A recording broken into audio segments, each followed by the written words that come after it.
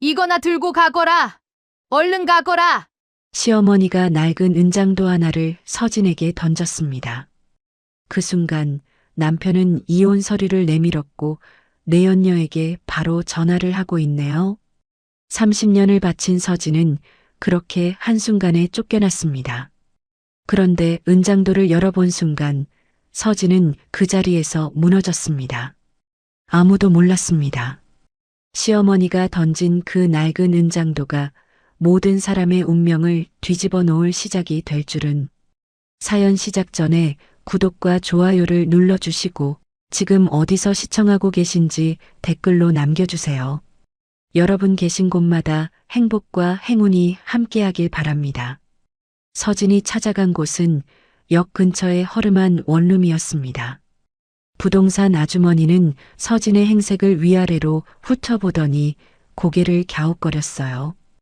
60살 먹은 여자가 저녁 9시가 넘은 시간에 작은 가방 하나만 들고 방을 구하러 왔으니까요. 급하게 방이 필요하신 거예요? 서진은 대답 대신 고개만 끄덕였습니다. 목소리를 내면 울음이 터질 것 같았거든요. 부동산 아주머니는 더 묻지 않고 열쇠 하나를 건네주었어요. 보증금 500만 원에 월세 30만 원짜리 방이었습니다. 서진은 평생 모아둔 비상금 통장에서 돈을 빼서 계약금을 치렀어요. 원룸은 5층짜리 건물의 3층에 있었습니다. 엘리베이터도 없는 낡은 건물이었죠. 서진은 무거운 다리를 이끌고 계단을 올랐어요. 한 층 한 층 오를 때마다 숨이 찼습니다. 예전에는 이 정도 계단쯤은 거뜬했는데 오늘따라 유독 다리에 힘이 없었어요. 문을 열고 들어간 방은 정말 작았습니다. 4평 남짓한 공간에 작은 싱크대와 화장실이 붙어 있었어요. 창문은 손바닥만 했고 벽지는 군데군데 들떠 있었습니다. 형광등 불빛은 어둑어둑했고 어디선가 물 떨어지는 소리가 또드득 또드득 들렸어요. 서진은 문을 닫고 그 자리에 멈춰 섰습니다. 35년 동안 살던 집은 넓은 아파트였어요. 거실에는 큰 소파가 있었고 부엌에는 서진이 손수 정리한 그릇들이 가지런히 놓여 있었죠. 방마다 가족들의 흔적이 묻어 있었고 베란다에는 서진이 키우던 화분들이 줄지어 있었습니다. 그런데 지금 서진 앞에 있는 건 이 쓸쓸한 4평짜리 방뿐이었어요. 서진은 가방을 바닥에 내려놓고 천천히 주저앉았습니다. 차가운 장판 바닥이 엉덩이에 닿았어요. 등을 벽에 기대고 무릎을 끌어안았습니다. 그제야 눈물이 쏟아졌어요. 아까 집에서는 나오지 않던 눈물이 이제야 터진 것이었습니다. 서진은 소리 없이 울었어요. 어깨가 들썩거렸고 입술을 꽉 깨물어도 흐느낌이 새어나왔습니다. 눈물이 볼을 타고 흘러 턱 끝에서 뚝뚝 떨어졌어요. 35년이었습니다. 25살에 시집와서 60살이 될 때까지 서진은 오직 가족만을 위해 살았어요. 새벽에 일어나 아침밥을 짓고 아이들 도시락을 싸고 남편 출근 준비를 도왔습니다. 시부모님이 아프시면 밤새 간호했고 명절이면 손이 부르트도록 음식을 만들었어요. 그렇게 35년을 살았는데 돌아온 건 이혼 서류 한 장이었습니다. 서진은 품속에서 은장도 케이스를 꺼냈어요. 시어머니가 주신 그 작은 케이스였습니다. 손바닥 위에 올려놓고 한참을 바라봤어요. 케이스는 낡았지만 정성스럽게 관리된 흔적이 있었습니다. 나무 표면에는 작은 꽃무늬가 새겨져 있었고 모서리는 오랜 세월 만져서 반질반질하게 달아 있었어요. 서진은 케이스를 열어볼까 망설였습니다. 옛날 어른들은 며느리에게 은장도를 주면서 정조를 지키라고 했다지요. 여자로서의 도리를 다하라는 의미였습니다. 서진은 시어머니가 그런 뜻으로 이걸 주신 거라고 생각했어요. 그런데 이상했습니다. 이혼을 당하는 며느리에게 왜 정조를 지키라는 물건을 주셨을까요? 서진은 이해할 수가 없었어요. 혹시 시어머니도 서진을 버리신 걸까요? 아들 편을 드시면서 나가라고 하신 걸까요? 그 생각이 드니 가슴이 더 아팠습니다. 서진은 케이스를 가슴에 꼭 안았어요. 열어보기가 무서웠습니다. 안에 뭐가 들었든 지금은 마주할 용기가 없었어요.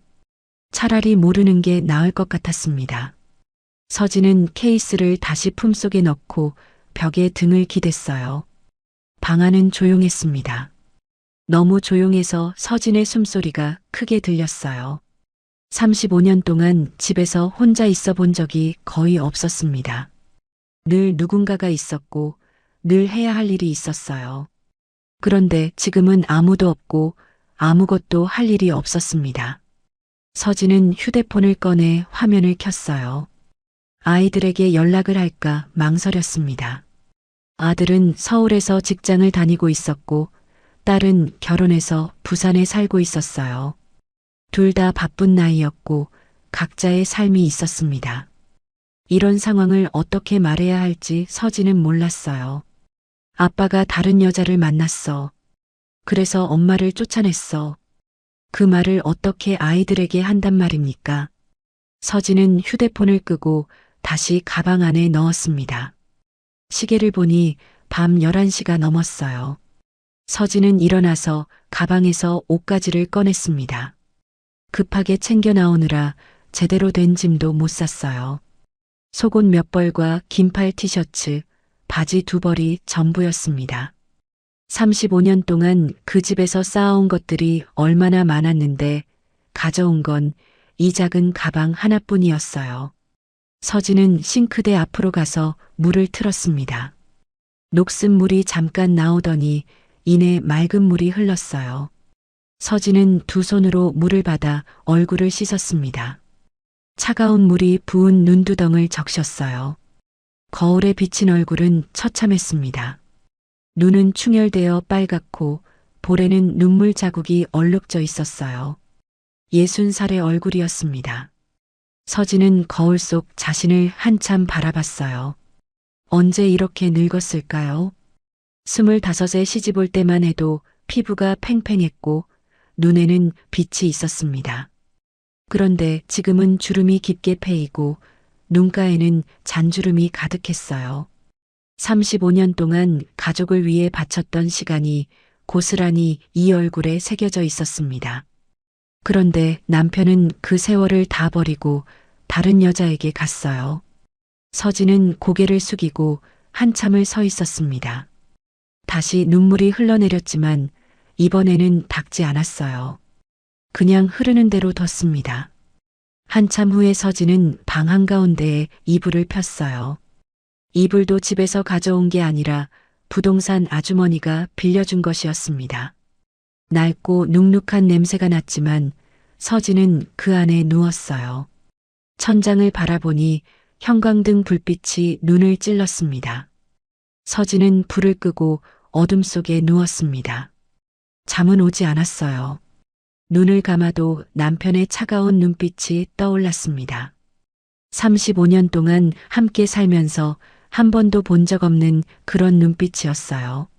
마치 모르는 사람을 보듯, 아니 귀찮은 물건을 치우듯 서진을 바라봤습니다. 정이 없다고 했죠. 서진은 그 말이 자꾸 머릿속에서 맴돌았어요. 35년 동안 쌓아온 것이 정이 아니면 뭐란 말입니까? 새벽마다 일어나 밥 짓던 것, 아플 때 밤새 곁에서 지키던 것, 힘들 때 손잡아주던 것. 그 모든 게 남편에게는 아무 의미가 없었던 걸까요? 서진은 이불을 끌어안고 몸을 웅크렸습니다. 60년 인생에서 이렇게 무너진 적은 처음이었어요. 부모님이 돌아가셨을 때도, 아이들이 집을 떠났을 때도, 시아버지 장례를 치렀을 때도 이렇지는 않았습니다. 슬프고 힘들었지만 곁에는 항상 가족이 있었으니까요. 그런데 지금은 아무도 없었습니다. 서진은 품속의 은장도 케이스를 꺼내 손에 쥐었어요. 어둠 속에서도 손가락 끝으로 나무의 결이 느껴졌습니다. 시어머니의 체온이 아직 남아있는 것 같았어요. 시어머니는 왜 이걸 주셨을까요? 서진은 아직 그 의미를 알 수 없었습니다. 하지만 이상하게도 이 케이스를 손에 쥐고 있으면 조금은 마음이 편해지는 것 같았어요. 마치 시어머니가 곁에서 손을 잡아주시는 것처럼요. 새벽 3시가 넘어서야 서진은 겨우 잠이 들었습니다. 꿈속에서 서진은 35년 전 신혼 시절로 돌아가 있었어요.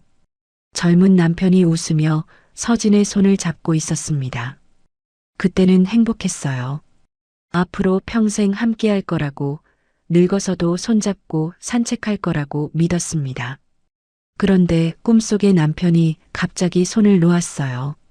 돌아서서 가버리는 남편의 뒷모습을 서진은 꿈속에서도 쫓아가지 못했습니다. 다리가 땅에 붙은 것처럼 움직이지 않았거든요. 서진은 꿈속에서 울다가 깼습니다. 밖은 아직 어두웠어요. 새벽 5시였습니다. 베개가 눈물에 젖어 축축했어요. 서진은 몸을 일으켜 창밖을 바라봤습니다. 좁은 창문 너머로 아직 깜깜한 하늘이 보였어요.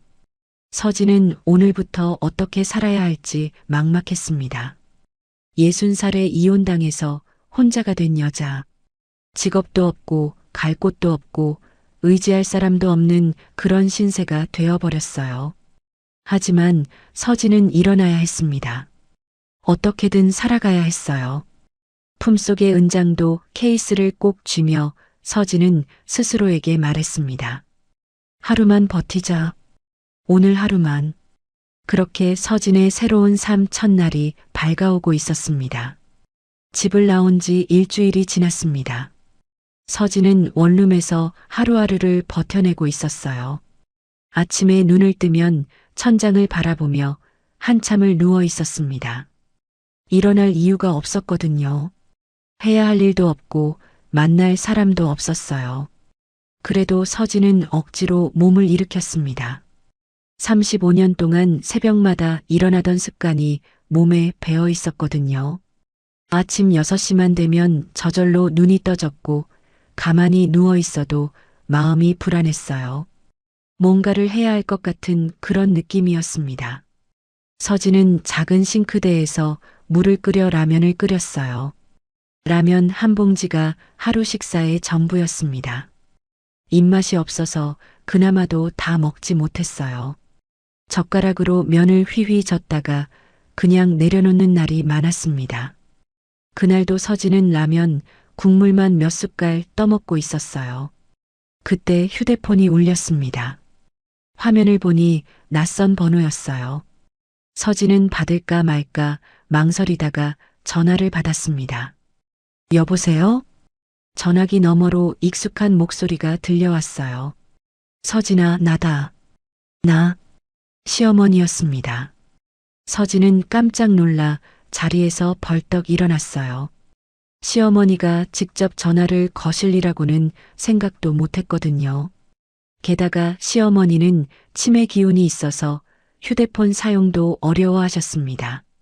어머님, 어떻게 전화를 하셨어요? 서진의 목소리가 떨렸습니다. 시어머니의 목소리는 또렷했어요. 치매가 심할 때와는 완전히 달랐습니다. 간병인 폰 빌렸다. 서진아, 병원 좀 같이 가자잉. 병원이라고요. 서진은 가슴이 덜컥 내려앉았어요. 어머님, 어디 편찮으세요? 무슨 일이에요? 아이고, 별거 아니요. 정기 검진인디 도윤이가 바쁘다고 안 데려다 준다잉. 서진아, 너 시간 있으면 나 좀 데려다 줄 수 있냐? 서진은 잠시 말을 잇지 못했어요. 남편과 이혼하고 쫓겨난 처지인데 시어머니를 병원에 모시고 가도 되는 걸까요? 이미 남남이 된 사이인데요. 하지만 시어머니의 목소리를 듣고 있으니 마음이 약해졌습니다. 네, 어머님. 제가 갈게요. 어디로 가면 되나요? 전화를 끊고 서진은 서둘러 옷을 갈아입었어요. 일주일 동안 거의 잠옷 차림으로 지냈거든요. 거울을 보니 얼굴이 많이 상해 있었습니다. 부은 눈에 푸석푸석한 피부였죠. 서진은 간단히 세수를 하고 로션만 바른 뒤 집을 나섰습니다. 시어머니는 집 근처 공원 벤치에 앉아 계셨어요. 서진이 도착했을 때 시어머니는 낡은 점퍼를 입고 혼자 앉아 계셨습니다. 옆에는 간병인도 없었어요. 85세 노인이 혼자 벤치에 앉아 있는 모습이 너무 쓸쓸해 보였습니다. 서진은 빠른 걸음으로 다가갔어요. 어머님, 시어머니가 고개를 들었습니다. 주름 가득한 얼굴에 미소가 번졌어요. 아이고, 서진아. 왔냐? 시어머니는 천천히 일어나 서진의 손을 잡았습니다. 마른 손이었지만 따뜻했어요. 서진은 그 손을 잡는 순간 눈물이 핑 돌았습니다. 어머님, 왜 여기 혼자 나와 계세요? 간병인 아주머니는요? 내가 나왔다 캤다. 집에서 기다리라 캤어. 시어머니는 서진의 팔짱을 끼며 말했어요. 도윤이가 알면 안 되니께 내가 알아서 나온 거요. 서진은 가슴이 아팠습니다. 시어머니는 아들 몰래 며느리를 만나러 나오신 거였어요. 85세 노인이 아들 눈을 피해 혼자 공원까지 걸어 나오셨다니요. 어머님 힘드셨죠? 서진이 걱정스러운 목소리로 물었어요. 시어머니는 고개를 저었습니다. 아니요, 괜찮아. 서진이 보니께 힘든 것도 없어. 두 사람은 천천히 병원으로 향했습니다. 서진은 시어머니의 걸음에 맞춰 느릿느릿 걸었어요. 예전 같으면 10분 거리인데 시어머니와 함께 걸으니 30분이 넘게 걸렸습니다. 병원에 도착해서 접수를 하고 대기실에 앉았어요. 시어머니는 서진의 손을 꼭 잡고 놓지 않았습니다. 마치 손을 놓으면 서진이 사라질까봐 걱정하는 것처럼요. 서진아, 밥은 먹고 다니냐? 시어머니가 물었어요. 서진은 억지로 웃으며 대답했습니다. 네, 어머님. 잘 먹고 있어요. 거짓말이었습니다. 일주일 동안 제대로 된 밥을 먹은 적이 없었어요. 하지만 시어머니에게 걱정을 끼치고 싶지 않았습니다. 시어머니는 서진의 얼굴을 한참 들여다봤어요. 그 눈빛이 또렷했습니다. 치매가 있는 사람의 눈빛이 아니었어요. 거짓말 마라. 얼굴이 반쪽이 됐구먼. 서진은 대답하지 못했어요. 고개를 숙이자 눈물이 뚝뚝 떨어졌습니다. 시어머니는 아무 말 없이 서진의 등을 토닥거려 주었어요. 마른 손바닥이 등을 쓸어내릴 때마다 서진의 눈물이 더 쏟아졌습니다. 울어라, 울어. 울고 싶을 때 울어야지. 시어머니의 목소리는 따뜻했어요. 서진은 고개를 숙인 채 한참을 울었습니다. 병원 대기실에서 우는 게 창피했지만 눈물을 멈출 수가 없었어요. 진료가 끝나고 약을 받아 나오는 길이었습니다. 시어머니는 서진의 팔을 잡고 말했어요. 서진아, 다음 주에 또 병원 가야 되는데 또 와줄 수 있냐? 서진은 고개를 끄덕였습니다. 네, 어머님. 언제든 연락하세요. 그 후로 시어머니의 전화는 계속됐어요. 서진아, 약국에 좀 가야 쓰겄다. 서진아, 은행에 가서 통장 정리 좀 해야 되는데. 서진아, 목이 아파서 병원 가봐야 쓰겄어. 시어머니는 이틀에 한 번꼴로 서진에게 전화를 했습니다. 서진은 매번 달려갔어요. 본인도 60살이었지만 85세 시어머니가 부르면 마음이 약해졌거든요. 주변 사람들은 이해하지 못했습니다. 원룸 옆집에 사는 아주머니가 한 번은 서진에게 물었어요. 아니, 이혼했다면서요. 왜 시어머니를 챙겨요? 서진은 뭐라고 대답해야 할지 몰랐습니다. 그냥 웃기만 했어요. 사실 서진도 왜 그러는지 스스로 잘 몰랐습니다. 남편에게 쫓겨났으니 시어머니와도 인연이 끝난 거였어요. 더 이상 며느리가 아니니까요. 그런데 시어머니의 목소리를 들으면 가만히 있을 수가 없었어요. 85세 노인이 혼자 공원 벤치에 앉아 있던 모습이 자꾸 눈앞에 아른거렸습니다. 어느 날은 시어머니가 밤 10시에 전화를 했어요. 서진아, 무섭다. 그 한마디에 서진은 잠옷 차림으로 뛰쳐나갔습니다. 택시를 타고 시어머니 집 앞까지 갔어요. 물론 집 안으로 들어갈 수는 없었습니다. 남편이 있으니까요. 서진은 집 앞 편의점에서 시어머니에게 전화를 걸었어요. 어머님, 저 집 앞이에요. 무슨 일이세요? 아이고, 서진아. 그냥 내 목소리가 듣고 싶었어. 괜찮다. 이제 괜찮아. 서진은 전화기를 붙잡고 한참을 서 있었습니다. 새벽바람이 차가웠지만 발걸음이 떨어지지 않았어요. 시어머니는 외로우신 거였습니다. 아들은 바람이 나서 집에도 잘 안 들어오고 간병인은 낮에만 오니까 밤에는 혼자였어요. 85세 노인이 커다란 집에서 혼자 밤을 보내는 게 얼마나 무서우셨을까요? 서진은 그날 밤 편의점 앞에서 1시간 넘게 시어머니와 통화를 했습니다. 별 대화가 아니었어요. 날씨 얘기, 건강 얘기, 옛날 얘기, 그냥 이런저런 이야기를 나눴습니다. 시어머니는 서진의 목소리를 들으며 안심하는 것 같았어요. 서진아, 고맙다. 내가 있어서 내가 산다. 시어머니의 그 말에 서진은 눈물이 났습니다. 이혼당해서 쫓겨난 처지인데 아직 서진을 필요로 하는 사람이 있었어요. 그게 이상하게도 위로가 됐습니다. 완전히 버림받은 게 아니라는 생각이 들었거든요. 서진은 원룸으로 돌아오며 생각했습니다. 시어머니와 서진은 며느리와 시어머니 사이를 넘어선 무언가로 연결되어 있는 것 같았어요. 35년 동안 함께 지내며 쌓인 정이었을까요? 아니면 같은 남자에게 상처받은 여자들끼리의 연대였을까요? 서진은 아직 그 답을 몰랐습니다. 하지만 한 가지는 확실했어요. 시어머니가 부르는 한 서진은 계속 달려갈 거라는 것이었습니다. 품속의 은장도 케이스가 가슴에 닿았어요. 서진은 그것을 꺼내 손에 쥐었습니다. 아직 열어보지 못한 케이스.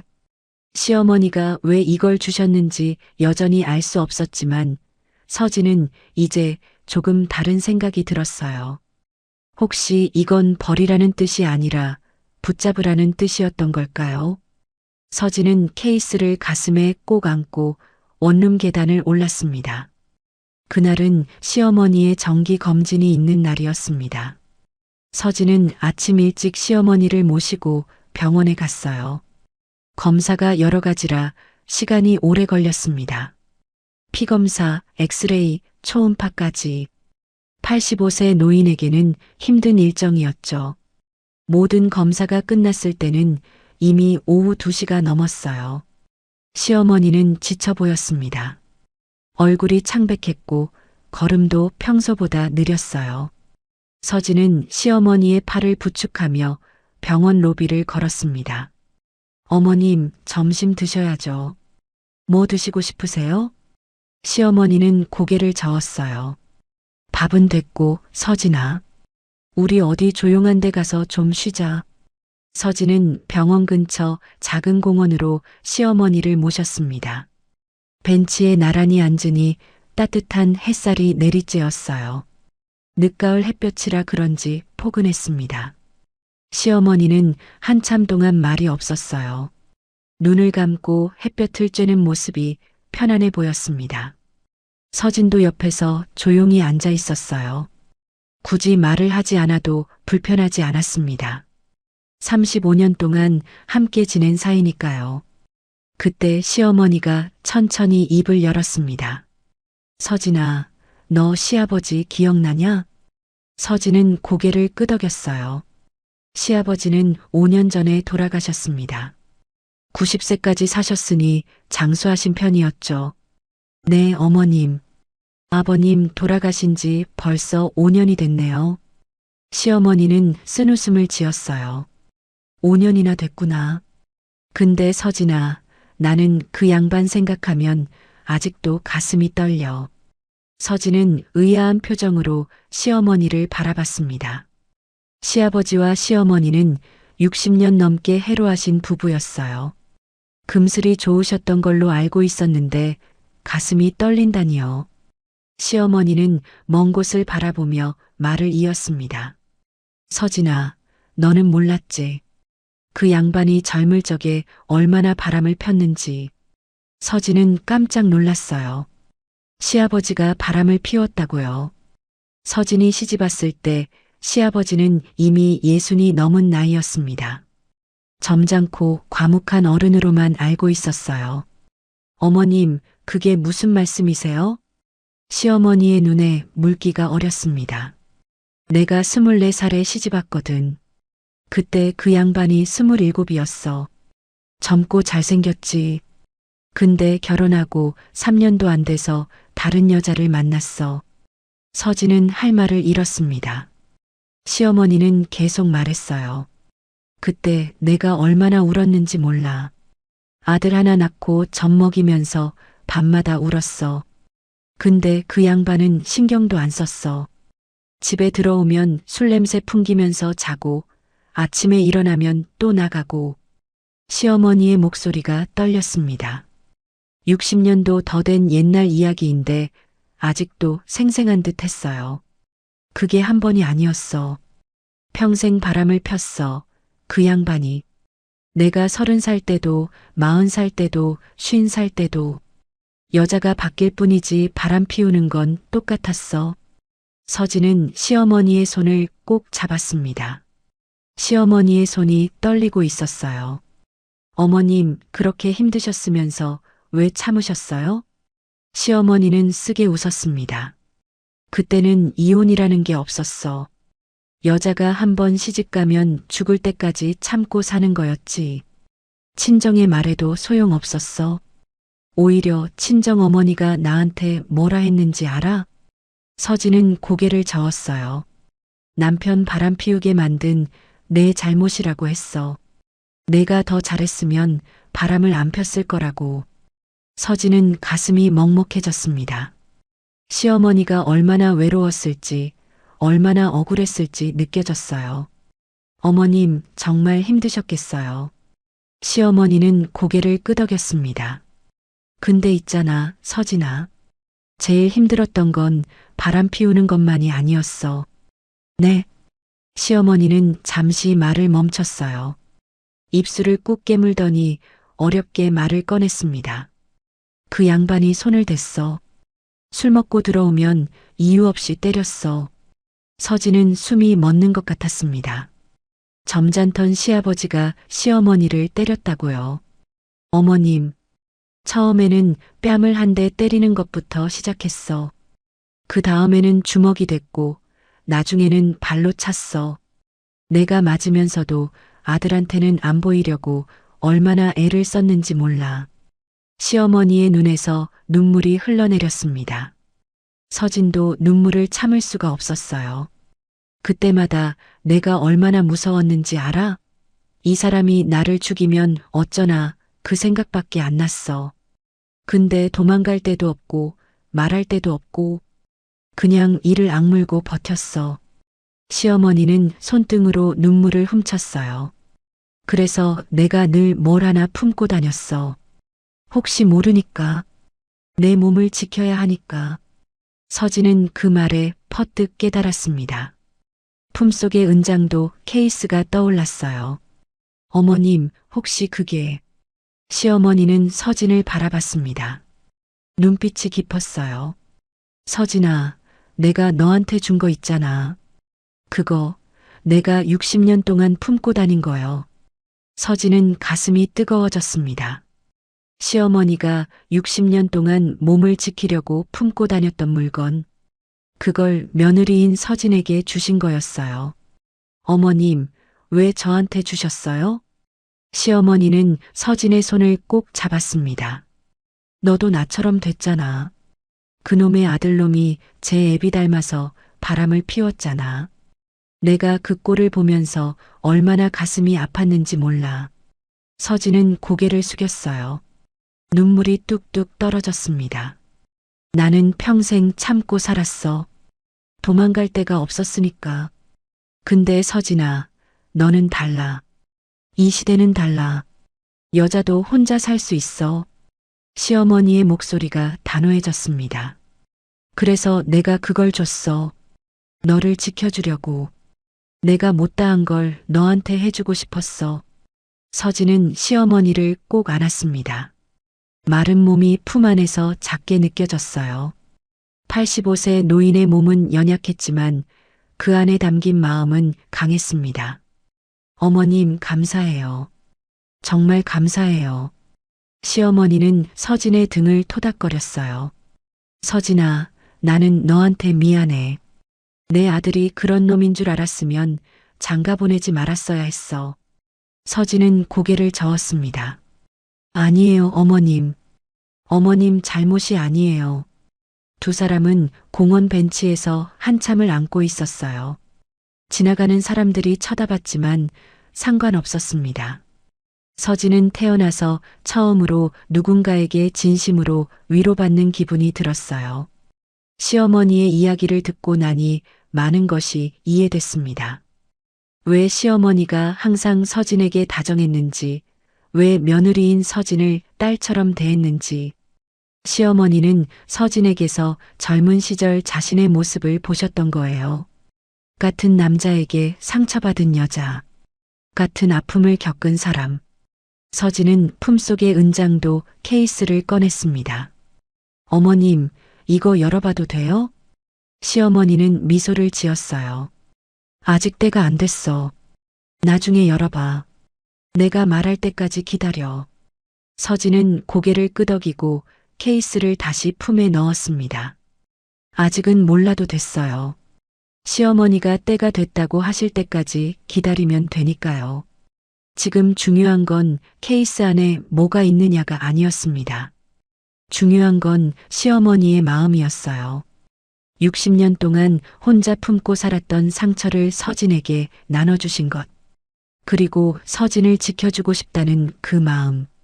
그것만으로도 서진에게는 큰 위로였습니다. 해가 기울어 그림자가 길어졌어요. 서진은 시어머니의 팔을 부축하며 벤치에서 일어났습니다. 어머님, 집에 모셔다 드릴게요. 시어머니는 고개를 끄덕이며 서진의 팔에 기대셨어요. 서진아, 고마워. 내가 있어서 내가 산다. 서진은 대답 대신 시어머니의 손을 꼭 잡았습니다. 이제 서진은 알았어요.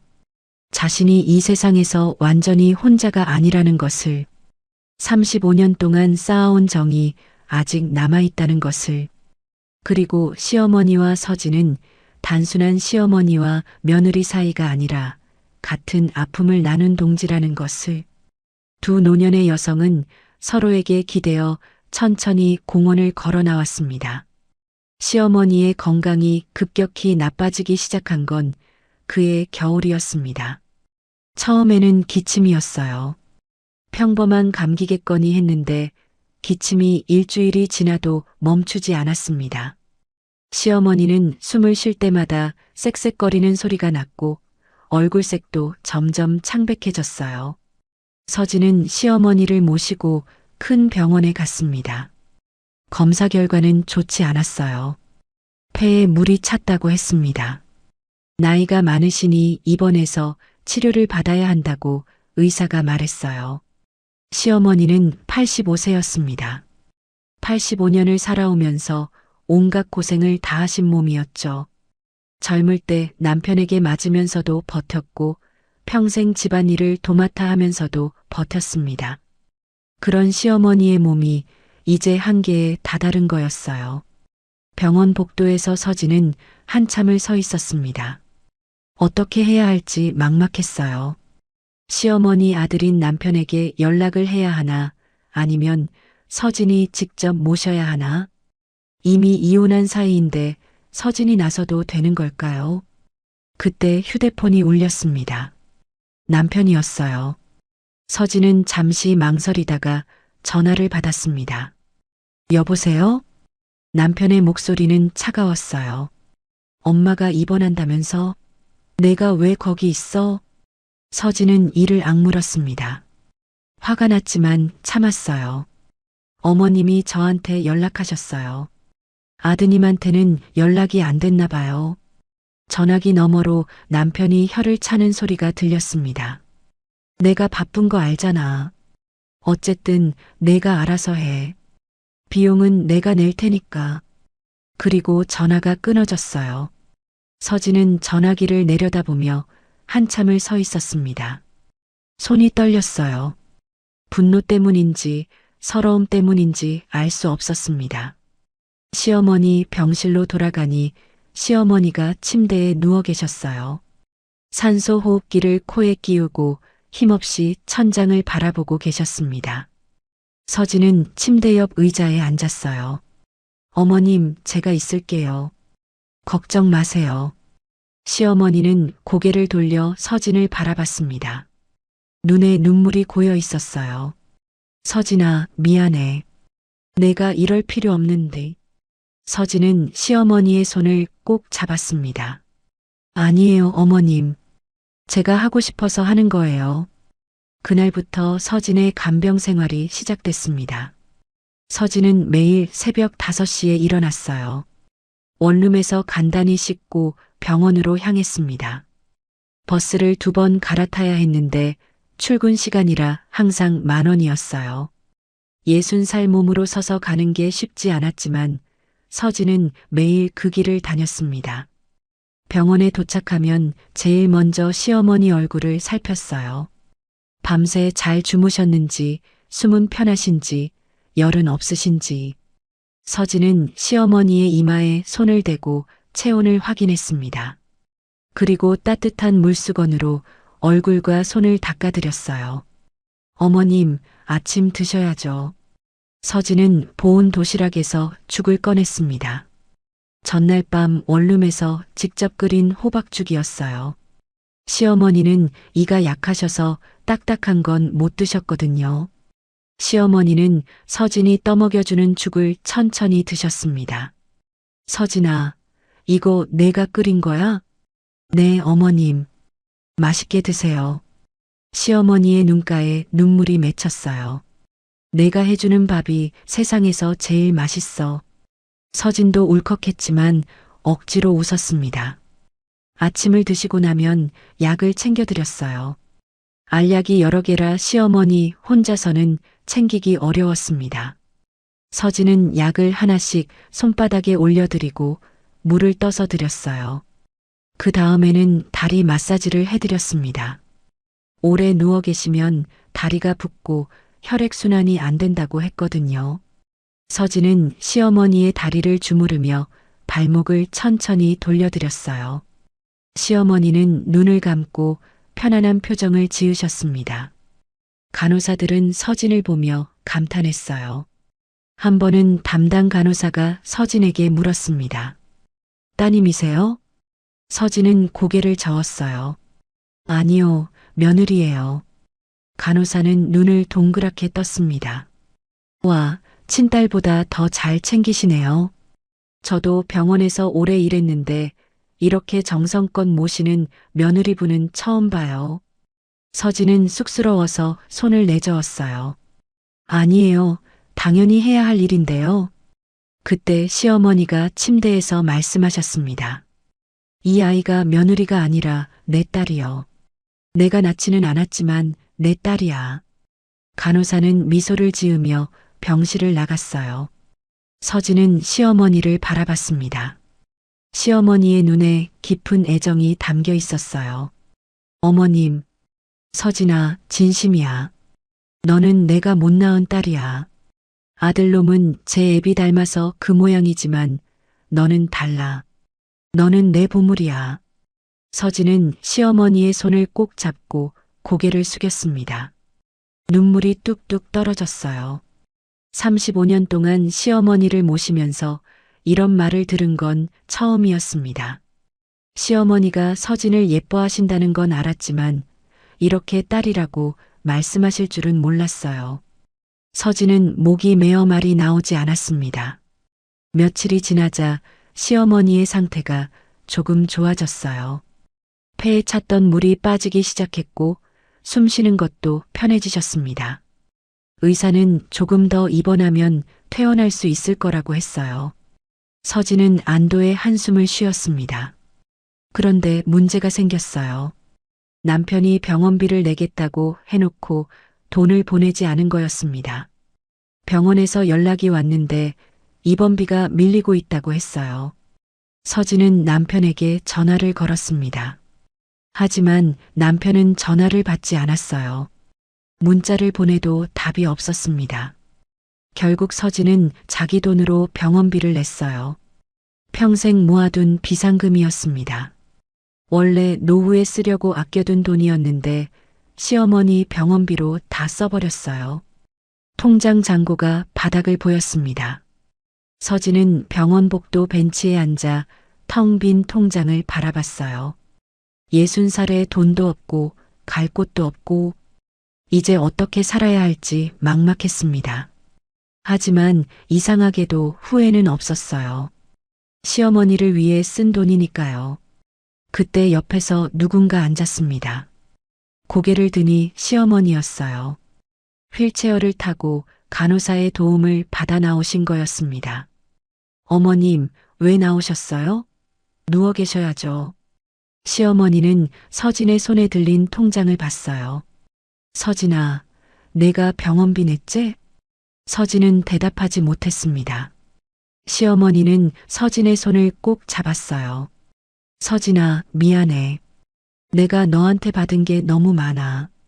서진은 고개를 저었습니다. 아니에요, 어머님. 제가 어머님한테 받은 게 더 많아요. 시어머니는 의아한 표정을 지었어요. 내가 나한테 뭘 받았다고 그러냐? 서진은 품속에서 은장도 케이스를 꺼냈습니다. 이거요. 어머님이 저한테 주신 거요. 이게 뭔지 아직 모르지만 어머님의 마음이 담긴 거잖아요. 그게 저한테는 세상에서 제일 큰 선물이에요. 시어머니의 눈에서 눈물이 흘러내렸습니다. 서진아, 때가 되면 알게 될 거야. 그때까지 잘 간직해. 서진은 고개를 끄덕이며 케이스를 다시 품에 넣었습니다. 두 사람은 병원 복도에서 나란히 앉아 있었어요. 60살 며느리와 85세 시어머니. 둘 다 남자에게 버림받은 여자들이었습니다. 하지만 서로가 있어서 외롭지 않았어요.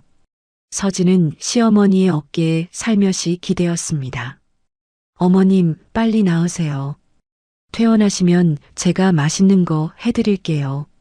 시어머니는 서진의 머리를 쓰다듬었어요. 그래, 서진아.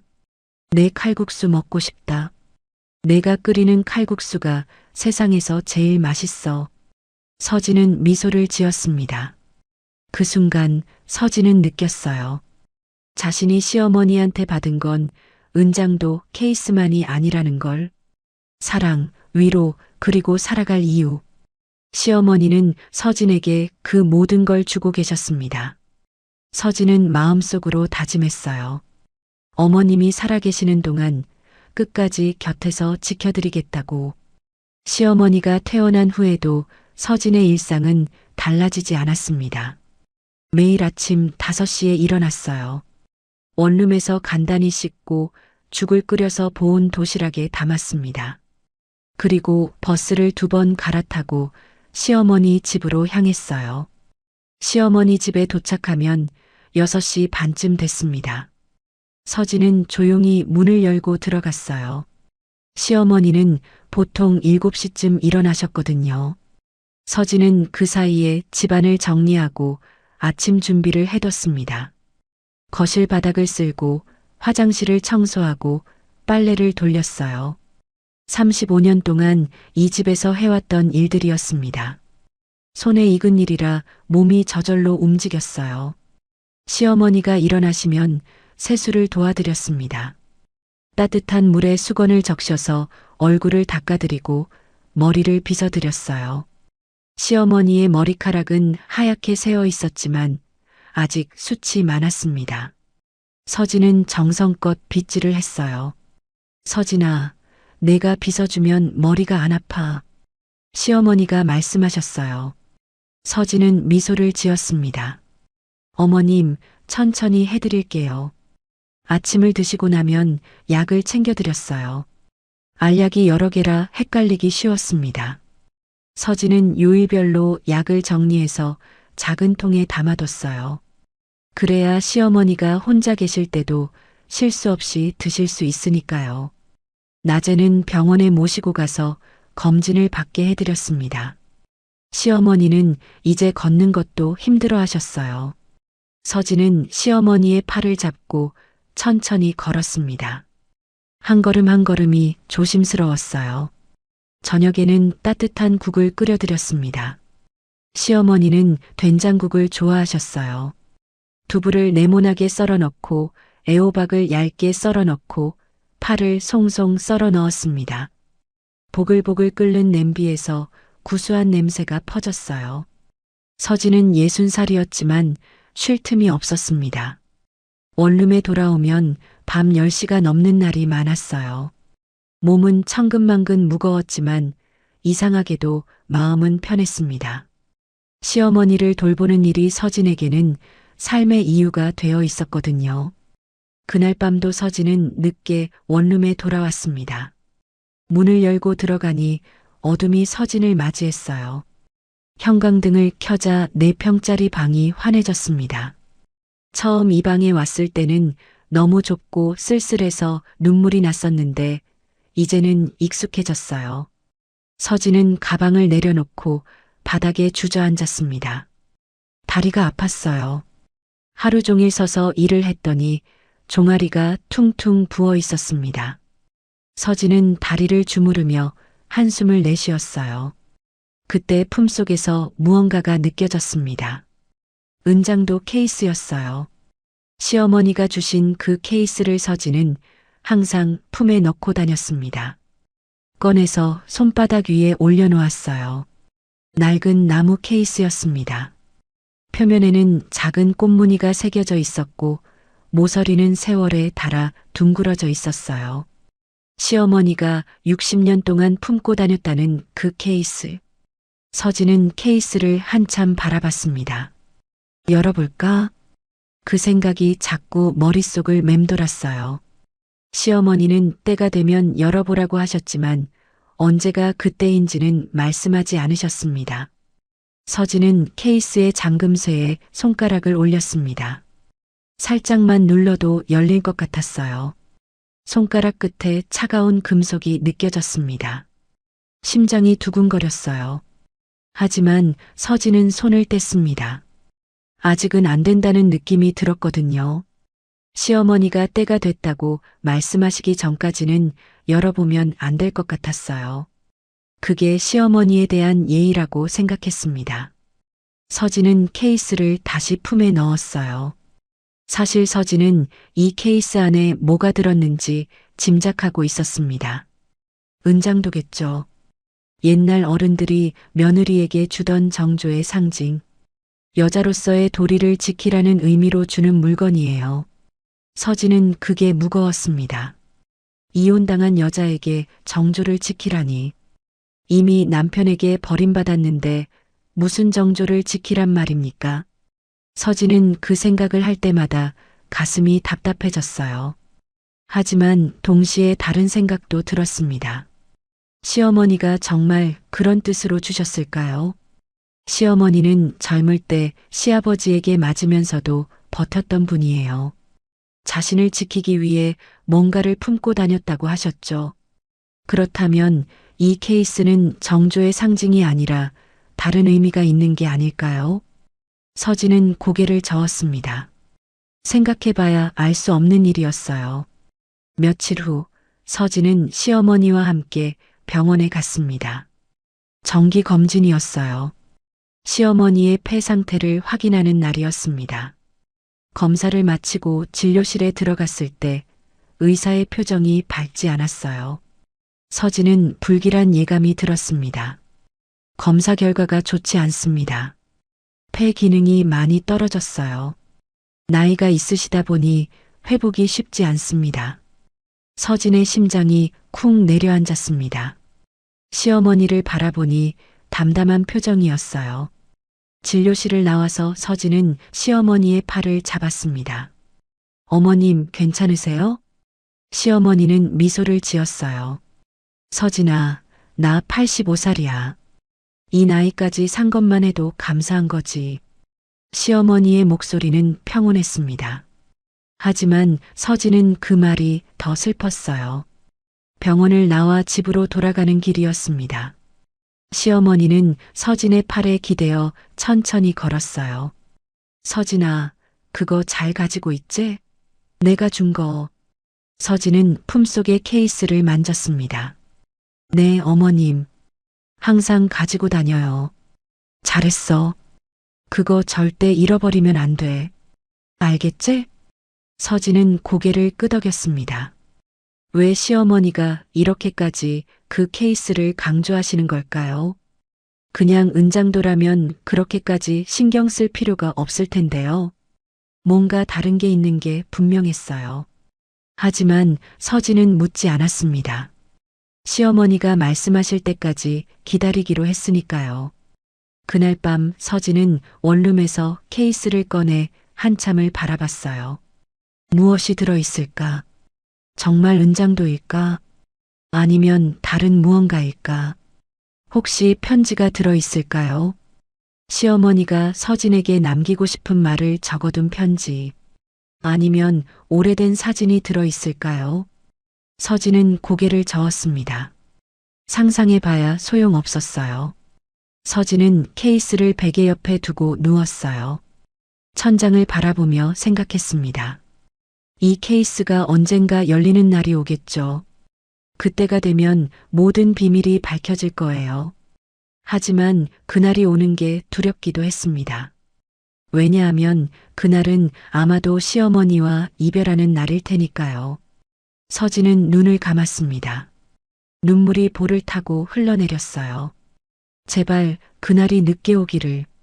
서진은 그렇게 빌면서 잠이 들었습니다. 다음 날도 그 다음 날도 서진의 일상은 계속됐어요. 은장도 케이스는 여전히 서진의 품속에 있었습니다.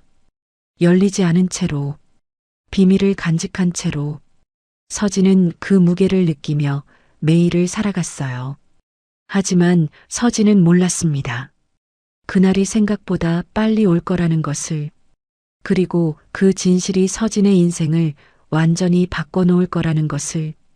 2025년 2월의 어느 새벽이었습니다. 서진의 휴대폰이 울렸어요. 시계를 보니 새벽 3시였습니다. 캄캄한 방 안에서 휴대폰 불빛이 유난히 밝게 느껴졌어요. 이 시간에 전화가 오면 좋은 소식일 리가 없었습니다. 서진은 떨리는 손으로 전화를 받았어요. 여보세요? 전화기 너머로 낯선 목소리가 들렸습니다. 병원이었어요. 한서진 씨 되시죠? 오말순 환자분 보호자로 등록되어 계신데요. 지금 바로 병원으로 와주셔야 할 것 같습니다. 서진의 심장이 멈추는 것 같았어요. 온몸에 소름이 돋았습니다. 손에 들린 전화기가 덜덜 떨렸어요. 무슨 일이에요? 어머님한테 무슨 일이 있는 거예요? 자세한 건 오셔서 말씀드리겠습니다. 빨리 와주세요. 전화가 끊어졌습니다.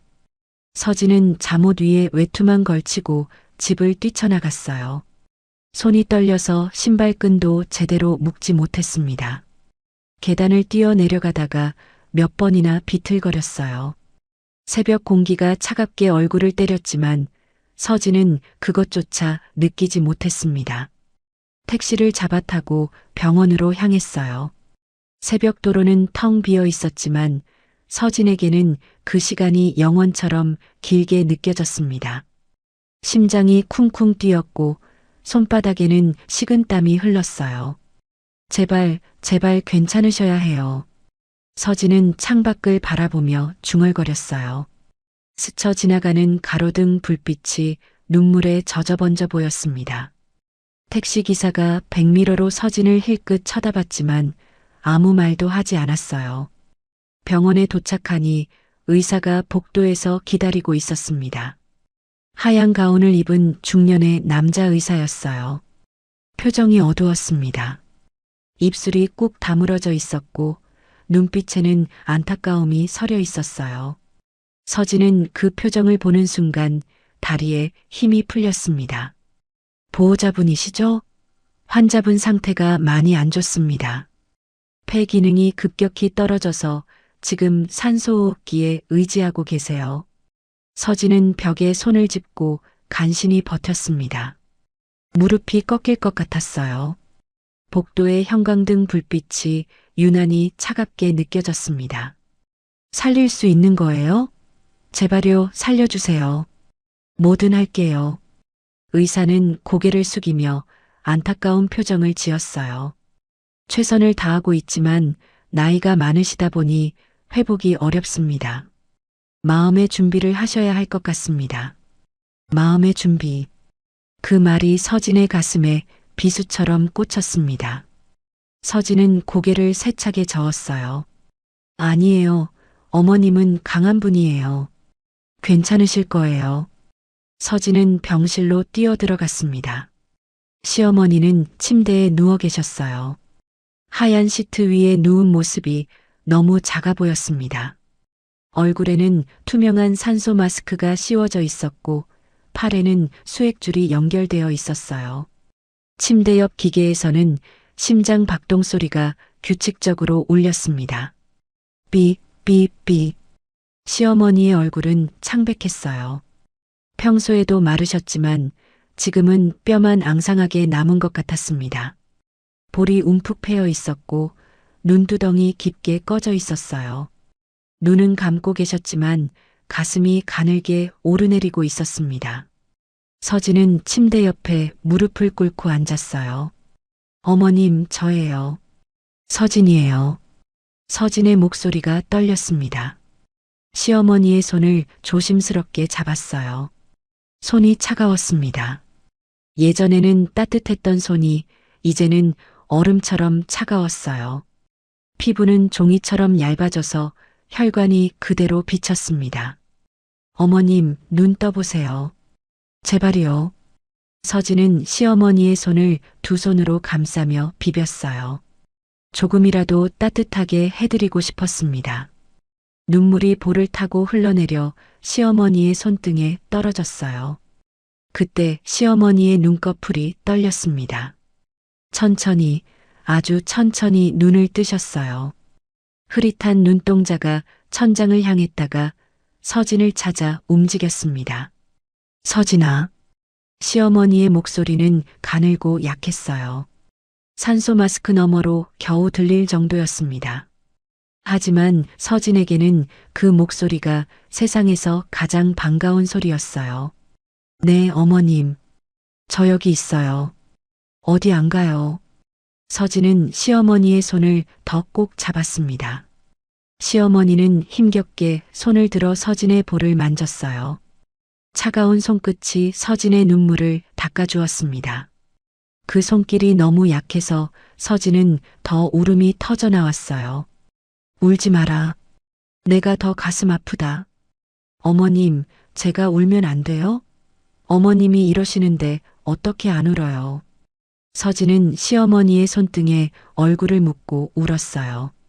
어깨가 들썩거렸습니다. 참으려 해도 눈물이 멈추지 않았어요. 시어머니는 떨리는 손으로 서진의 머리를 쓰다듬었습니다. 서진아, 내 말 잘 들어라. 시어머니의 목소리가 조금 또렷해졌어요. 마지막 힘을 짜내는 것 같았습니다. 그거 가지고 있지? 내가 준 거. 서진은 품속에서 은장도 케이스를 꺼냈어요. 항상 가지고 다녔던 그 케이스였습니다. 네, 어머님. 여기 있어요. 시어머니는 케이스를 보며 미소를 지었어요. 주름진 얼굴에 평온한 미소가 번졌습니다. 이제 열어봐라. 서진은 떨리는 손으로 케이스의 잠금쇠를 눌렀어요. 딸깍. 케이스가 열렸습니다. 서진은 안을 들여다봤어요. 그리고 눈이 커졌습니다. 은장도가 아니었어요. 케이스 안에는 작은 USB 하나가 들어 있었습니다. 검은색 USB였어요. 그리고 USB 옆에는 접힌 메모지가 있었습니다. 서진은 메모지를 펼쳐봤어요. 서진아, 널 지키는 건 칼이 아니라 진실이다. 말순. 서진은 멍하니 그 글씨를 바라봤습니다. 시어머니의 손글씨였어요. 삐뚤빼뚤하지만 또렷한 글씨. 어머님, 이게 뭐예요? 시어머니는 눈을 감으며 말했습니다. 내 평생을 담았어. 거기에 내 전 재산 30억. 다 내 거야. 서진은 귀를 의심했어요. 내가 평생 모은 거야. 시아버지 몰래, 아들 몰래. 나만 알고 있었어. 시어머니의 눈에서 눈물이 흘러내렸습니다. 서진아, 넌 내 며느리가 아니야. 넌 내 딸이야. 내가 낳지는 않았지만 내 딸이야. 서진은 말을 잇지 못했어요. USB 안에 영상도 있어. 내가 직접 찍은 거야. 나중에 봐라. 거기에 다 말해뒀어. 시어머니는 서진의 얼굴을 한참 바라봤습니다. 서진아, 행복하게 살아라. 이제 내 인생 살아. 시어머니의 눈이 천천히 감겼어요. 손에서 힘이 빠져나갔습니다. 어머님? 어머님. 심장 모니터에서 긴 소리가 울렸어요. 삐. 의료진이 달려왔습니다. 하지만 이미 늦었어요. 85년의 삶을 마치고 시어머니는 서진의 손을 잡은 채 떠나셨습니다. 서진은 바닥에 주저앉아 USB를 가슴에 안고 통곡했어요. 어머님, 감사해요. 정말 감사해요. 시어머니가 남긴 건 돈이 아니었습니다. 60년을 혼자 품고 지켜온 깊은 사랑이었어요. 창밖으로 새벽빛이 밝아오고 있었습니다. 하지만 서진에게 그 빛은 보이지 않았어요. 오직 손안에 USB만이 느껴졌습니다. 시어머니의 마지막 선물을 품고 서진은 새로운 삶을 시작해야 했습니다. 장례식장은 조용했습니다. 시어머니의 영정사진 앞에는 하얀 국화꽃이 가득 놓여 있었어요. 사진 속 시어머니는 온화한 미소를 짓고 계셨습니다. 살아계실 때 찍은 사진이었어요. 서진이 직접 고른 사진이었습니다. 서진은 영정사진 앞에 앉아 있었어요. 검은 상복을 입고 머리는 단정하게 묶었습니다. 눈은 부어 있었지만 표정은 담담했어요. 이틀 동안 울 만큼 울었습니다. 이제는 눈물도 마른 것 같았어요. 조문객들이 하나둘 다녀갔습니다. 시어머니를 아는 동네 어르신들, 먼 친척들, 그리고 낯선 사람들까지. 서진은 일일이 인사를 받았어요. 고개를 숙여 감사하다고 말하고 또 고개를 숙여 감사하다고 말했습니다. 그런데 이상하게도 남편은 보이지 않았어요. 친어머니 장례식인데 아들이 오지 않은 거였습니다. 서진은 처음에는 연락이 안 된 줄 알았어요. 하지만 병원에서 분명히 남편에게도 연락을 했다고 했습니다. 서진은 쓴웃음을 지었어요. 그래, 그 사람은 원래 그런 사람이지. 자기 편할 때만 나타나는 사람. 어머니가 살아계실 때도 제대로 찾아뵙지 않더니 돌아가신 후에도 이러는구나. 첫째 날 밤이 깊어갔습니다. 조문객들이 모두 돌아가고 장례식장은 텅 비었어요. 서진은 혼자 영정사진 앞에 앉아 있었습니다. 형광등 불빛 아래 국화꽃 향기가 은은하게 퍼졌어요. 서진은 품속에서 USB를 꺼냈습니다. 아직 내용을 확인하지 못했어요. 시어머니가 돌아가신 후 정신이 없었거든요. 장례 준비하고 조문객 받고 이것저것 처리하느라 시간이 없었습니다. 서진은 USB를 손에 쥐고 한참을 바라봤어요. 여기에 시어머니의 평생이 담겨 있다고 하셨죠. 30억이라는 재산과 함께. 그리고 시어머니가 직접 찍은 영상도 있다고 하셨어요. 서진은 휴대폰을 꺼내 USB를 연결했습니다. 파일이 몇 개 있었어요. 은행 계좌 정보가 담긴 문서, 부동산 등기 서류, 그리고 영상 파일 하나. 서진은 떨리는 손가락으로 영상 파일을 눌렀습니다. 화면에 시어머니의 얼굴이 나타났어요. 병원 침대에 누워서 찍은 것 같았습니다. 얼굴이 창백했지만 눈빛은 또렷했어요. 영상 속 시어머니가 입을 열었습니다.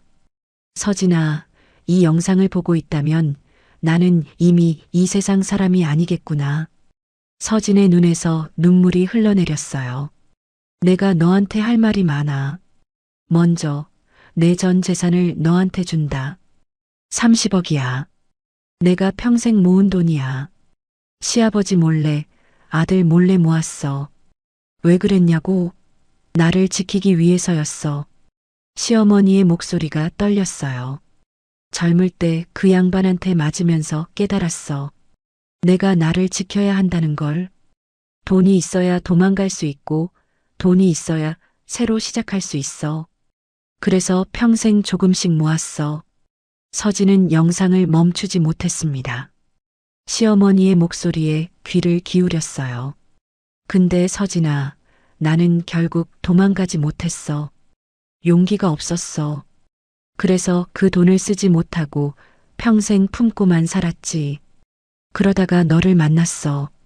시어머니의 눈에 눈물이 고였어요. 너를 보면서 젊은 시절 나를 봤어. 남편한테 상처받고 그래도 꿋꿋이 버티는 모습. 너무 안쓰러웠어. 그래서 결심했어. 이 돈을 너한테 주겠다고.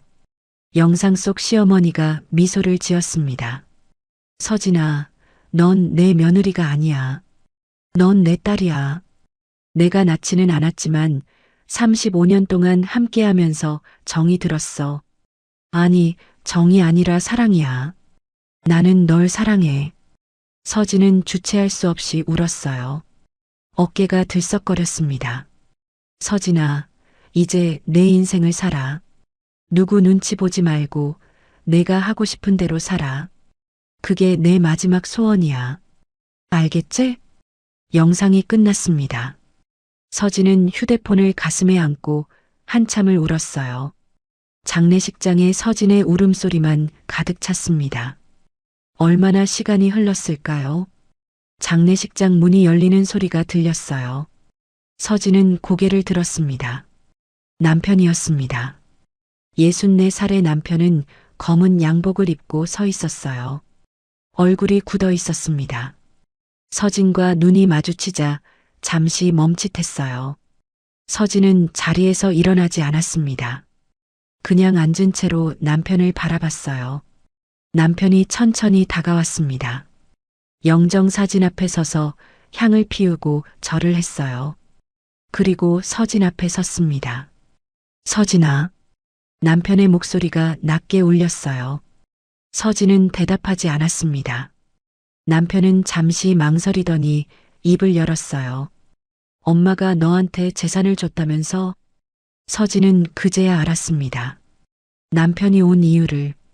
장례식장에 하루 종일 오지 않다가 이 시간에 온 건 재산 소식을 듣고 온 거였어요. 어머니가 돌아가신 게 슬퍼서 온 게 아니라 돈 때문에 온 거였습니다. 서진은 쓴웃음을 지었어요. 그래서요? 그 돈은 원래 내 거야. 내가 아들인데. 법적으로도 내가 상속받아야 해. 남편의 목소리가 높아졌습니다. 서진은 고개를 저었어요. 어머님이 생전에 저한테 주신 거예요. 유언 영상도 있고 법적 서류도 다 갖춰져 있어요. 당신이 가져갈 수 있는 건 없어요. 남편의 얼굴이 일그러졌습니다. 서진아, 우리 35년을 같이 살았잖아. 그 정도 고려해 줄 수 있는 거 아니야? 서진은 천천히 자리에서 일어났어요. 남편과 눈을 마주쳤습니다. 35년이요?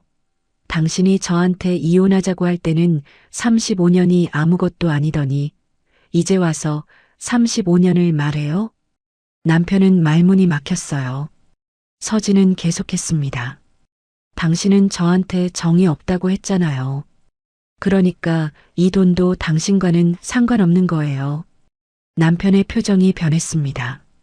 굳었던 얼굴이 무너지기 시작했어요. 그러더니 갑자기 서진 앞에 무릎을 꿇었습니다. 서진은 깜짝 놀랐어요. 서진아, 미안해. 내가 잘못했어. 남편의 목소리가 떨렸습니다. 고개를 숙이고 바닥을 보며 말했어요. 제발 다시 시작하자. 그 여자랑은 끝냈어. 진짜야. 이제 너밖에 없어. 서진은 남편을 내려다봤습니다. 64살의 남자가 무릎을 꿇고 용서를 빌고 있었어요. 35년 전 29살의 청년이었던 그 남자가 지금은 주름진 얼굴에 흰머리가 섞인 노인이 되어 바닥에 엎드려 있었습니다. 예전 같았으면 서진은 흔들렸을 거예요. 남편이 저렇게까지 하는데 어떻게 안 봐줄 수 있겠어요. 35년인데, 함께한 세월이 있는데. 하지만 지금은 달랐습니다. 서진은 영정 사진을 바라봤어요. 시어머니가 온화하게 미소 짓고 계셨습니다. 시어머니가 평생 모은 돈을 서진에게 주신 이유. 그건 서진이 새 삶을 살기를 바라셨기 때문이에요. 남편에게 돌아가라고 주신 게 아니었습니다. 서진은 남편에게 말했어요. 일어나세요. 남편이 고개를 들었습니다. 눈에 희망이 어렸어요. 당신에게 돌아가면 어머님 마음을 배신하는 거예요. 남편의 표정이 굳었습니다. 어머님은 제가 행복하게 살기를 바라셨어요. 당신 곁으로 돌아가는 건 행복이 아니에요. 그건 그냥 예전으로 돌아가는 거예요. 저는 이제 앞으로 가고 싶어요. 서진의 목소리는 담담했습니다. 떨리지 않았어요. 그러니까 일어나서 가세요. 장례식이 끝나면 법적인 건 변호사를 통해 처리할게요. 그 전까지는 연락하지 마세요. 남편은 한참 동안 바닥에 앉아 있었습니다. 그러다가 천천히 일어났어요. 서진을 바라보는 눈빛이 복잡했습니다. 분노, 후회, 그리고 체념이 뒤섞여 있었어요. 남편은 아무 말 없이 장례식장을 나갔습니다. 문이 닫히고 서진은 다시 혼자가 됐어요. 서진은 영정 사진 앞에 다시 앉았습니다. 그리고 사진 속 시어머니에게 말했어요. 어머님, 저 잘한 거죠? 사진 속 시어머니는 여전히 온화하게 미소 짓고 계셨습니다. 서진도 미소를 지었어요. 처음으로 마음이 가벼워지는 것 같았습니다. 이제 정말 새로운 삶이 시작되는 거였어요. 장례가 끝나고 49제까지 마친 후였습니다. 서진은 시어머니가 남긴 USB를 다시 꺼내봤어요. 처음에는 유언 영상만 봤었는데 다른 파일들도 확인해 보기로 했습니다. 파일 중에 문서 하나가 있었어요. 제목이 서진이에게였습니다. 서진은 떨리는 손으로 파일을 열었어요. 시어머니가 직접 쓴 글이었습니다. 서진아, 이 글을 읽고 있다면 내가 하고 싶었던 말을 다 전할 수 있어서 다행이다. 내가 끓여주던 칼국수가 세상에서 제일 맛있었어. 면발이 쫄깃하고 국물이 구수하고 무엇보다 정성이 담겨 있었지. 그 맛을 먹을 때마다 행복했어. 서진아, 내가 칼국수집을 하면 좋겠다. 내 손맛을 다른 사람들도 맛볼 수 있게. 그래서 내가 가게 자리를 알아봤어. 시장 근처에 작은 가게가 하나 있는데 내 이름으로 계약해뒀어. 서류는 USB에 같이 넣어뒀으니까 확인해봐라. 가게 이름은 내가 정해라. 근데 혹시 내 이름을 넣어줄 수 있으면 좋겠다. 서진아, 행복해라. 그게 내 마지막 소원이야. 서진은 글을 읽으며 눈물을 흘렸어요. 시어머니는 마지막까지 서진을 생각하고 계셨습니다. 칼국수집을 하라고 가게 자리까지 알아봐 주셨어요. 서진은 가슴이 뜨거워졌습니다. USB에서 가게 계약서 파일을 찾았어요. 정말로 시장 근처 작은 가게가 시어머니 이름으로 계약되어 있었습니다. 보증금과 권리금까지 이미 납부된 상태였어요. 서진은 다음 날 바로 그 가게를 찾아갔습니다. 시장 골목 안쪽에 있는 작은 가게였어요. 15평 정도 되는 공간이었습니다. 창문이 커서 햇빛이 잘 들어왔고 앞쪽에는 작은 화단이 있었어요. 화단에는 노란 개나리가 막 피어나고 있었습니다. 서진은 빈 가게 안에 서서 주위를 둘러봤습니다. 천장은 낮았지만 아늑한 느낌이 들었어요. 벽은 하얗게 칠해져 있었고 바닥은 나무 무늬 타일이 깔려 있었습니다. 주방 자리도 적당했어요. 서진은 가게 한가운데 서서 눈을 감았어요. 여기서 칼국수를 끓이는 모습을 상상해 봤습니다. 큰 솥에 물을 올리고 직접 반죽한 면을 넣고 보글보글 끓는 소리를 들으며 간을 보는 모습. 손님들이 맛있게 먹는 모습. 서진의 입가에 미소가 번졌어요. 할 수 있을 것 같았습니다. 아니, 해야 했어요. 시어머니가 바라셨으니까. 서진은 그날부터 가게 준비를 시작했습니다. 먼저 주방을 꾸몄어요. 큰 가스레인지를 놓고 스테인리스 조리대를 설치하고 냉장고와 김치 냉장고를 들여놨습니다. 식기도 새로 샀어요. 하얀 사기 그릇에 칼국수를 담으면 예쁠 것 같았거든요. 테이블은 4개만 놓기로 했습니다. 작은 가게니까 많은 손님을 받을 수는 없었어요. 대신 오는 손님 한 분 한 분께 정성을 다하기로 했습니다. 시어머니가 서진에게 해주셨던 것처럼요. 가게 이름을 정해야 했어요. 서진은 며칠을 고민했습니다. 시어머니가 자기 이름을 넣어달라고 하셨으니까요.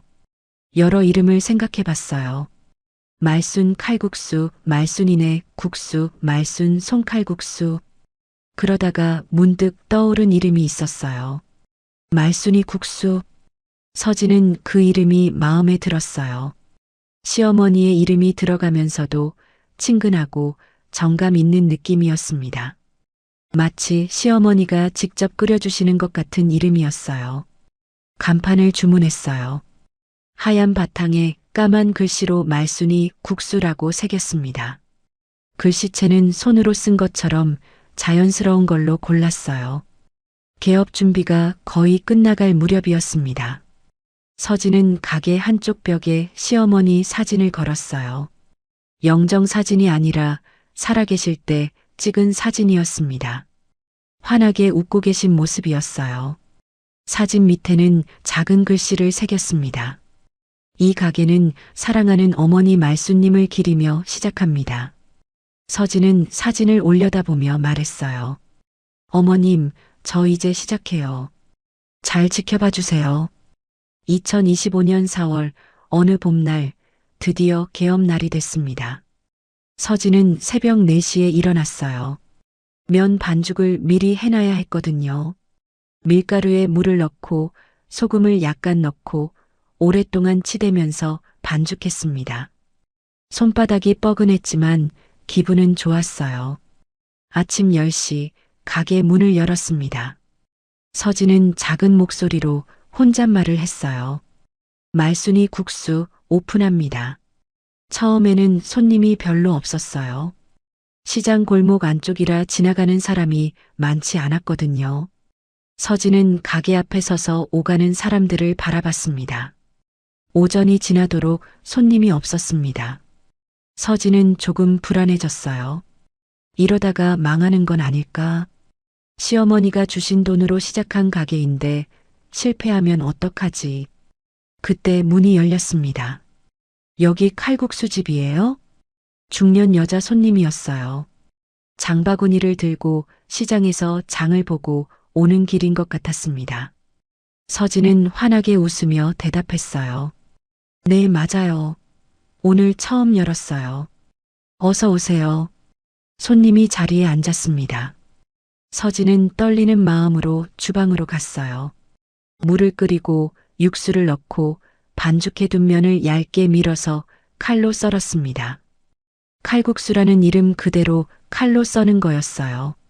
면을 끓는 물에 넣고 호박과 감자를 넣었습니다. 잠시 후 칼국수 한 그릇이 완성됐어요. 서진은 조심스럽게 그릇을 들고 손님 앞에 놓았습니다. 맛있게 드세요. 손님은 젓가락으로 면을 한 젓가락 들어 올렸어요. 후루룩 소리를 내며 먹었습니다. 서진은 긴장된 마음으로 손님의 표정을 살폈어요. 손님의 눈이 커졌습니다. 어머, 이거 진짜 맛있다. 서진은 가슴이 벅차올랐어요. 정말요? 응, 면발이 쫄깃하고 국물이 시원해. 어디서 배웠어요? 서진은 벽에 걸린 시어머니 사진을 바라봤어요. 저희 어머니한테 배웠어요. 어머니가 좋아하시던 맛이에요. 손님은 고개를 끄덕이며 국물까지 싹 비웠습니다. 다음에 또 올게요. 진짜 맛있어.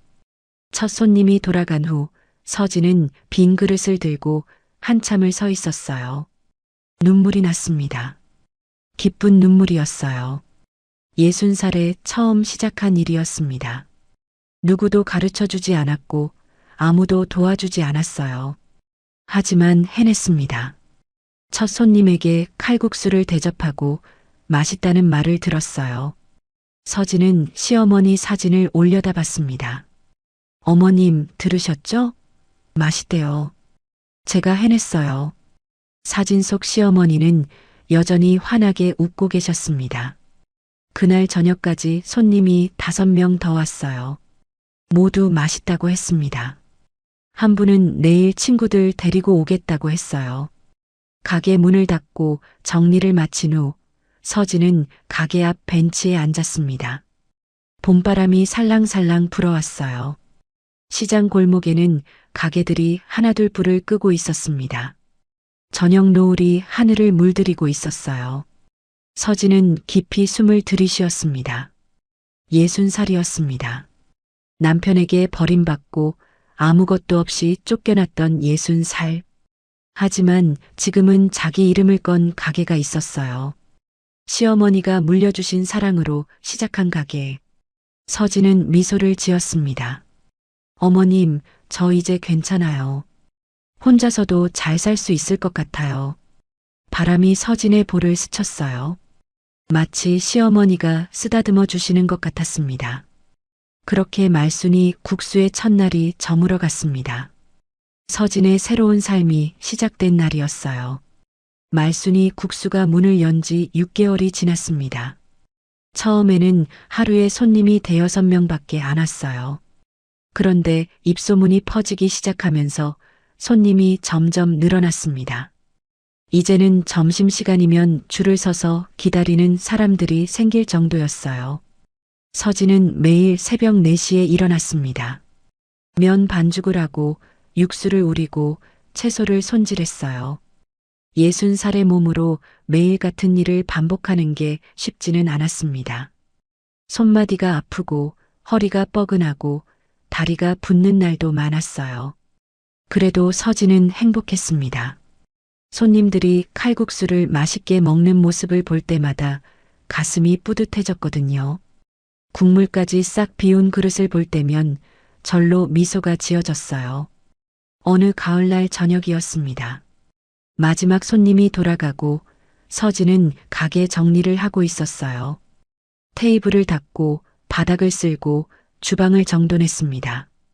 그리고 늘 그러듯이 벽에 걸린 시어머니 사진 앞에 섰어요. 어머님, 오늘도 수고하셨어요. 서진은 사진을 향해 인사를 했습니다.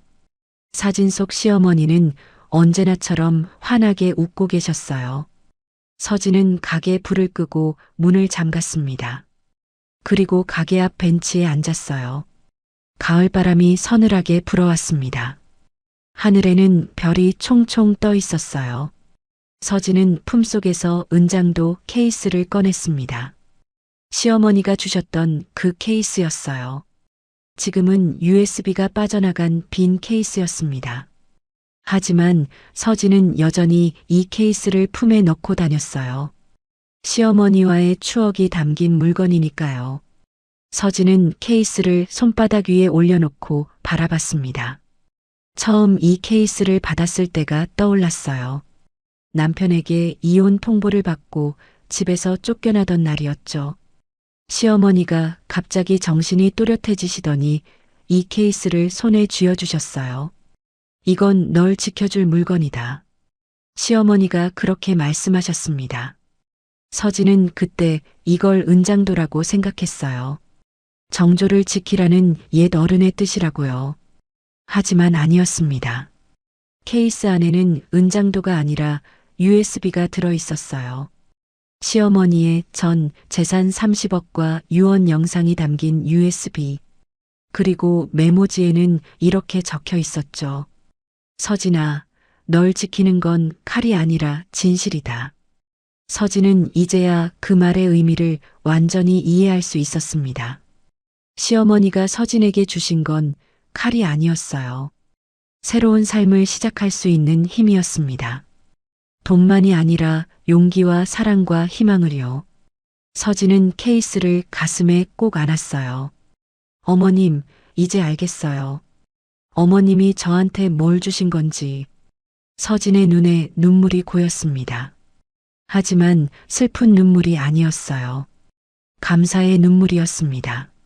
시어머니는 평생을 힘들게 사셨어요. 젊을 때 남편에게 맞으면서도 참고 버텼습니다. 도망가지도 못하고 말하지도 못하고 혼자서 모든 걸 감당하셨어요. 그래서 몰래 돈을 모았습니다. 언젠가 도망칠 날을 위해서요. 하지만 결국 그 돈을 쓰지 못하셨어요. 용기가 없어서가 아니라 기회가 없었기 때문이었죠. 그 돈을 시어머니는 서진에게 주셨습니다. 자신이 하지 못한 일을 서진이 해주기를 바라면서요. 새로운 삶을 시작하고 행복하게 살기를 바라면서요. 서진은 하늘을 올려다봤어요. 별이 반짝이고 있었습니다. 그 중 하나가 유난히 밝게 빛나고 있었어요. 서진은 그게 시어머니라고 생각했습니다. 어머님, 저 지금 행복해요. 서진은 별을 향해 말했어요. 예전에는 남편 없이는 못 살 줄 알았어요. 35년 동안 남편한테 기대어 살았으니까요. 근데 아니었어요. 저 혼자서도 살 수 있더라고요. 서진의 목소리가 떨렸습니다. 아침에 일어나서 반죽을 하고 손님들한테 칼국수를 대접하고 저녁에 가게 문을 닫을 때마다 뿌듯해요. 내가 해냈다는 생각이 들어요. 어머님 덕분이에요. 바람이 서진의 볼을 스쳤어요. 마치 시어머니가 쓰다듬어 주시는 것 같았습니다. 서진은 케이스를 다시 품에 넣고 일어섰어요. 가게 간판을 올려다봤습니다. 말순이 국수라는 글씨가 가로등 불빛에 비쳐 빛나고 있었어요. 어머님, 제가 잘 살게요. 어머님이 지켜주신 그대로요. 서진은 미소를 지었습니다. 그리고 천천히 걸어서 집으로 향했어요. 예전에 쫓겨나서 살던 그 작은 원룸이 아니라 새로 이사한 작은 아파트였습니다. 시어머니가 주신 돈으로 마련한 서진만의 보금자리였어요. 집에 도착해서 문을 열고 들어갔습니다. 현관에는 화분이 놓여 있었어요. 서진이 직접 키우는 화초였습니다. 거실에는 작은 소파와 텔레비전이 있었고 벽에는 시어머니 사진이 걸려 있었어요. 서진은 사진 앞에 섰습니다. 오늘도 좋은 하루였어요, 어머님. 서진은 사진에게 인사를 하고 방으로 들어갔어요. 침대에 누워 천장을 바라봤습니다. 1년 전만 해도 이런 날이 올 줄 몰랐어요. 남편에게 버림받고 아무것도 없이 쫓겨나서 원룸에서 혼자 울던 날들이 떠올랐습니다. 그때는 세상이 끝난 것 같았어요. 60살에 이혼당해서 어떻게 살아야 하나 막막하기만 했습니다. 눈앞이 캄캄했고 희망이 보이지 않았어요. 하지만 지금은 달랐습니다. 서진에게는 자기 이름을 건 가게가 있었어요. 매일 찾아오는 손님들이 있었고 맛있다고 칭찬해주는 사람들이 있었습니다. 혼자서도 충분히 살아갈 수 있다는 자신감이 생겼어요. 이 모든 게 시어머니 덕분이었습니다. 서진은 품속에서 케이스를 꺼내 베개 옆에 두었어요. 어머님 고마워요. 정말 고마워요. 서진은 케이스를 쓰다듬으며 말했습니다. 어머님이 저한테 주신 건 돈이 아니었어요. 새 삶이었어요. 다시 시작할 수 있는 용기였어요. 서진의 눈에서 눈물이 흘러내렸어요. 하지만 행복한 눈물이었습니다. 은장도는 정조를 지키라는 뜻이 아니었어요. 한 여성이 또 다른 여성을 지키기 위해 평생 품고 살았던 사랑이었습니다. 자신이 누리지 못한 자유를 며느리에게 선물하기 위해 모은 희망이었어요. 시어머니는 그 사랑을 서진에게 전해주셨습니다. 그리고 서진은 그 사랑을 받아 다시 일어섰어요. 서진은 눈을 감았습니다. 내일도 새벽 4시에 일어나야 했어요. 면 반죽을 하고 육수를 우리고 손님들을 맞이해야 했습니다. 하지만 그게 힘들지 않았어요. 오히려 기대가 됐습니다. 내일은 또 어떤 손님이 올까, 어떤 이야기를 나눌까, 그런 생각을 하면 절로 미소가 지어졌어요. 서진은 잠이 들기 전에 마지막으로 생각했습니다. 어머님, 저 앞으로도 잘 살게요. 어머님이 바라셨던 것처럼 행복하게 살게요. 그리고 서진은 평화롭게 잠이 들었습니다. 창밖으로 별빛이 쏟아져 들어왔어요. 그 빛이 서진의 얼굴 위에 부드럽게 내려앉았습니다. 마치 시어머니가 잘 자라고 이마에 입맞춤을 해주시는 것처럼요. 60살에 시작된 서진의 새로운 삶은 이제 막 꽃을 피우기 시작했습니다. 시어머니의 사랑을 품고 은장도 케이스를 가슴에 안고 서진은 오늘도 내일도 힘차게 살아갈 것입니다. 오늘 이야기 마음에 어떻게 와 닿으셨나요? 한 사람의 삶 속에 담긴 진심이 여러분께 작은 울림이라도 전해졌다면 그것만으로도 참 기쁩니다. 혹시 이 가족에게 건네고 싶은 말씀이 있다면 편안하게 댓글로 남겨주세요. 여러분의 한 줄이 누군가에게 큰 위안이 되고 다시 일어설 힘이 되어줄지도 모릅니다. 그리고 이 따뜻한 사연이 더 많은 분들에게 전달되었으면 한다면 가볍게 공유 한번 부탁드릴게요. 여러분의 오늘 하루에도 좋은 일이 스며들기를 진심으로 바랍니다. 함께 해주셔서 감사합니다. 사연 가득이었습니다.